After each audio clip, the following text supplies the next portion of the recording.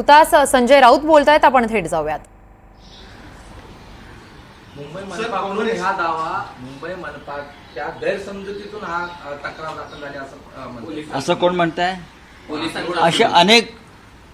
असे अनेक गुन्हे अशाच प्रकारच्या राजकीय गैरसमजातूनच त्यांनी दाखल केले आणि लोकांना तुरुंगात जावं लागलं.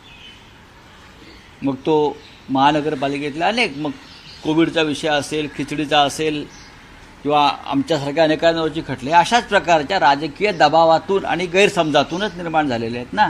मग घ्या मागे. तुम्ही तुमच्याकडे गेलेल्या लोकांचा पुन्हा तपास करून हे गैरसमजातून झालं. पोलीस EOW गैरसमजातून गुन्हा दाखल करू शकतं. EOWच्या प्रमुखांवरती खटला दाखल केला पाहिजे. आर्थिक गुन्हे शाखेचे अधिकारी आहेत ज्यांनी हे गैरसमजातून गुन्हे दाखल करून जो मनस्ताप दिला आहे वायकरांना आणि त्यांना आमच्यातून शिवसेनेतून पळून जायला भाग पाडलं, त्या अधिकाऱ्यांवरती गुन्हे दाखल करा. माझं फडणवीसांना आव्हान आहे. सर, काँग्रेसने 288 इच्छुक उमेदवारांचे अर्ज मागवलेले आहेत आणि 10 ऑगस्टपर्यंत ते अर्ज दाखल करायला सांगण्यात आलेले आहेत. काय वाटतंय, काँग्रेसचा एकला चलवण्याचा नारा? अजिबात नाही. कालच आमची महाविकास आघाडीची बैठक झाली. यशवंतराव चव्हाण प्रतिष्ठानला माननीय शरद पवार साहेब होते, उद्धवजी होते, काँग्रेसकडून नाना पटोले, बाळासाहेब थोरात, पृथ्वीराजजी चव्हाण असे प्रमुख नेते होते. आम्ही सगळे होतो. जयंतराव पाटील होते. त्यानंतर प्रमुख सगळेच नेते उपस्थित, चर्चा झाली.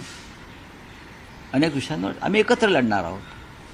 आम्हीसुद्धा 288 मतदारसंघात आमची तयारी सुरू आहे ना, यासाठी की कोणता मतदारसंघ कोणाच्या वाट्याला येईल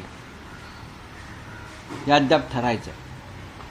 अशा वेळेला तिन्ही पक्षांनी आणि मित्र पक्षांची 288 मतदारसंघात तयारी हवी. सर, मुख्यमंत्री म्हणतात आम्ही 2 वर्षापूर्वी 50 जणांनी एकाची विकेट काढली आहे. जसं सूर्यकुमारनी कॅच घेऊन एकाची विकेट काढली, हा क्षण लक्षात राहणार झाला आहे. त्यामुळे आमचाही क्षण लक्षात राहणार झाला. हो, तुमचा क्षण लक्षात राहिलेला आहे. तुमचा क्लीन बोलची वेळ आता आलेली आहे. तोही क्षण लक्षात ठेवा. तुमचे तिन्ही स्टंप, बरं का, फडणवीस, अजित पवार आणि मिंदे, तिन्ही स्टंप तुमचे उडणार आहेत.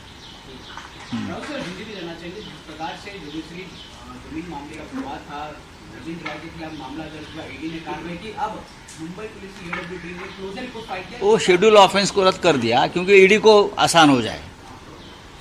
उसका मतलब है. और ये बोल रहा है EOW कि क्या बोल रहा है, गलत फहमी से हमने ये FIR लॉन्च किया था.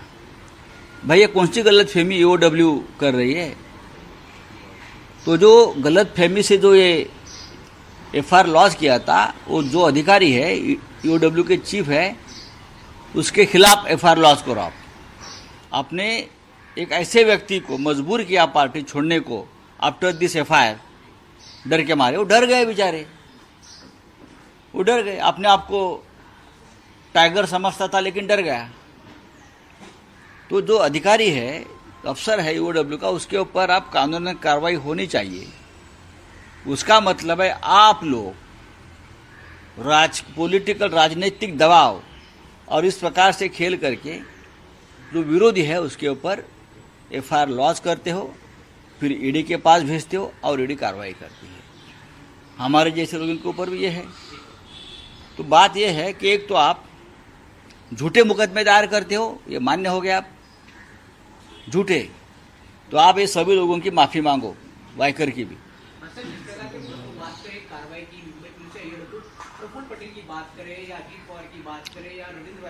अभी जब ऐसा है कि हमारे जैसे लोगों ने पार्टी छोड़ी नहीं. हम जेल में गए, हम दबाव में नहीं आए, हम वफादार रहे हमारे पार्टी और नेता के साथ, तो हमको जेल में भेजा दिया. हमारा घर ज़मीन पूरा जब्त कर दिया. अगर हम पार्टी छोड़ देते दबाव में आकर उनके बीजेपी के, तो हमारी भी छुटका हो जाती. हमारी ज़मीन घर सब छोड़ देते. प्रफुल्ल पटेल का छोड़ दिया, अजित पवार का छोड़ दिया, हाँ, वायकर छूट गए. लेकिन हम लड़ेंगे. जब हमारी सरकार आएंगी तो ये गलतफहमी क्या थी, उनकी इंक्वायरी होगी. सर, लालू प्रसाद यादव कहते हैं कि सरकार है वो डगमगा जाएगी और आने वाले पिछले 1 महीने में सरकार गिर जाएगी। उनके इस बयान को आप किस तरह से देख रहे हैं? लालू प्रसाद, मैं बहुत गंभीरता से देख रहा हूँ। क्या आपको लगता है सरकार गिर जाएगी? ये सरकार नहीं चलेगी, हम पहले भी बोल चुके हैं। ये सरकार नहीं चलेगी। राहुल गांधी जी के नेतृत्व में जो तूफान आज भी चल रहा है, जो घटना घट रही है देश में, जिस तरह से मिस्टर नायडू, नीतीश कुमार की पार्टी मन ही मन में अस्वस्थ है, मोदी जी ने बहुमत गंवाया है, अब तो वैशाखी के ऊपर बैठे हैं। ये सरकार नहीं चलेगी, मुझे पूरा विश्वास है। लालू जी ने जो कहा है वो ठीक कहा है। सर, हाथरस कांड की बात करते हैं, राहुल गांधी जाके उनके पीड़ितों से मिलते हैं, लेकिन अब तक बीजेपी के वरिष्ठ नेता कह रहे हैं कि जाके मुलाकात नहीं कर रहे। हालांकि राहुल गांधी मिलते हैं, जहां पीड़ा है, सवाल खड़ा करते हैं। जहां पीड़ा है, जहां संकट है,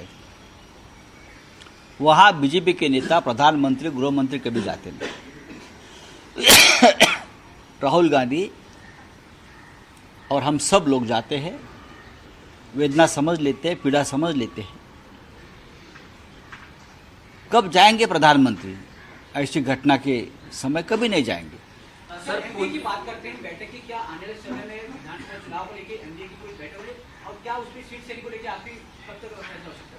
इंडिया की बैठक कल हो गई है हमारी MUA की, महाराष्ट्र में, और महाराष्ट्र के बारे में बहुत ही सकारात्मक चर्चा हुई।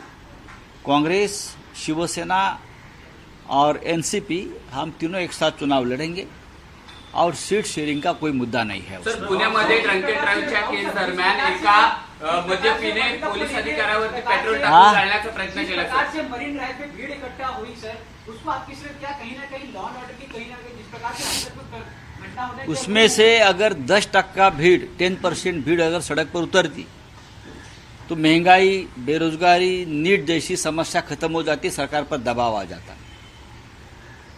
हाँ, लेकिन ये भीड़ संकट के समय कहाँ जाती है, कहाँ बैठती है, हमको पता नहीं। ये भीड़ अगर तानाशाही के खिलाफ सड़क पर उतरती तो इस देश में लोकतंत्र बचेगा और तानाशाही पूरी तरह से खत्म हो जाएगी। संजय राऊत माध्यमांशी संवाद साधत होते। यावेळी आमच्या लोकांवर दबाव टाकून भाजपमध्ये घेतलं, पक्षासोबत एकनिष्ठ राहिल्यानं आमच्यावर कारवाई करण्यात आल्याचं विधान यावेळी संजय राऊतांनी केलेलं आहे।